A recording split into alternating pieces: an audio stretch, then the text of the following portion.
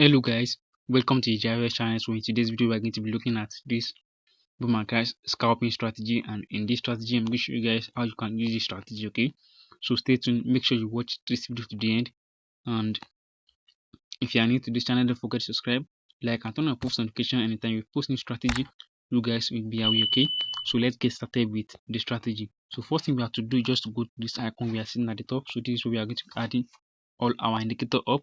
So when you click on the icon, the first indicator we are going to be adding is going to be the moving average. And how do we add this up? We click on this F icon right here. When you click on this F icon, the first indicator, this is the parameters. Now the period is 13, shift is true, method is exponential, apply to close, and for the style, use any color of your choice and click on save. So that is the first settings we need for the strategy. Okay, so going to the second indicator, which is going to be the moving average as well. So how do we add this up again? We click on this F icon right here, we search for moving average, and this is the parameters.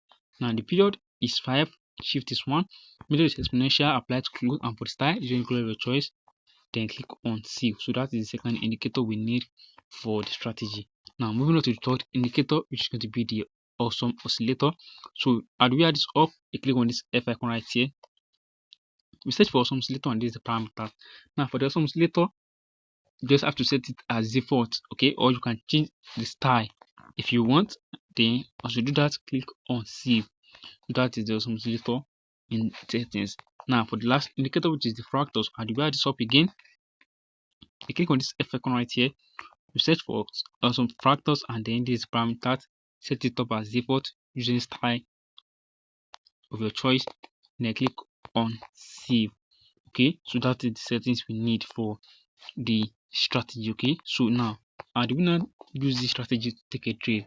Now to use this strategy is very simple. Okay, and I'm going to show you guys how you can trade using this exact strategy. Okay, so how do you take a trade with this strategy? Is very simple. Now the first thing we have to do, now before I forget, for the zoom level we are using the third zoom level. Okay, so that's the zoom level we are going to be using for the strategy. Now let me use this area as an example.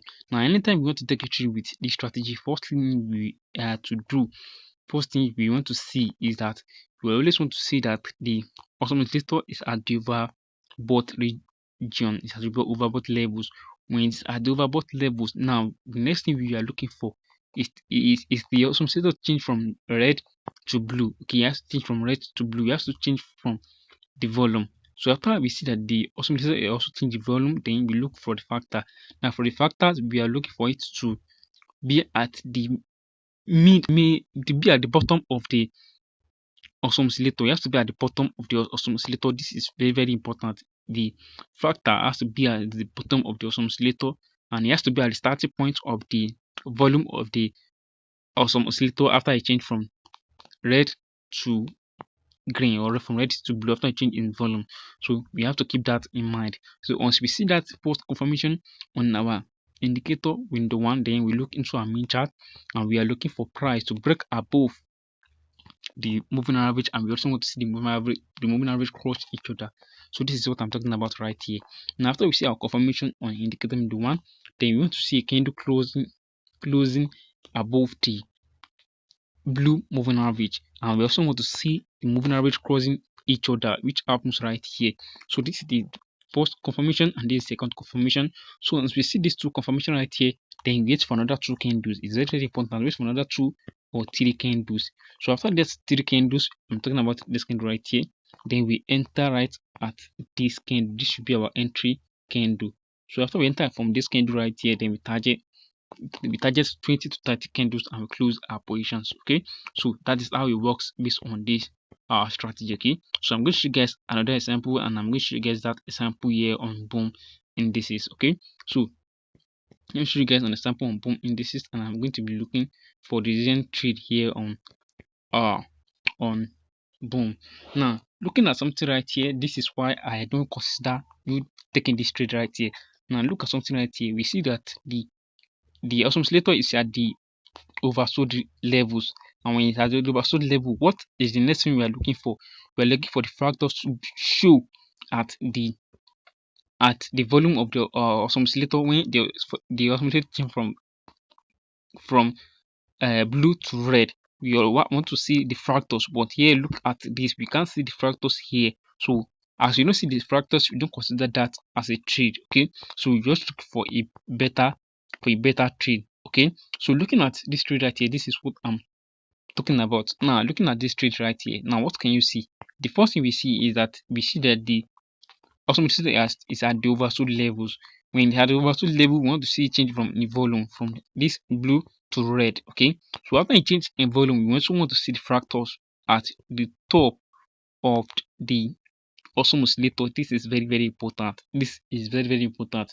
We want to see that the fractals is at the top of the awesome oscillator, and when we see that it's at the top of the oscillator, then the next thing we do is to look into our main chart. Now, what do you want to see in our main chart? Firstly, we want to see where there is a cross between the moving average, which is right here. So that is the first thing we want to see. Now, after we see a cross between the moving average, okay, then the next thing we do is to wait for a candle closure below the second moving average, which is this candle right here. So after a candle closure below the moving average, then the next thing we do just wait for another 3 candles. I'm talking about this first candle, second candle, and the third candle. Now, which is our entry? We enter our trade from this candle right here. That will be our entry candle.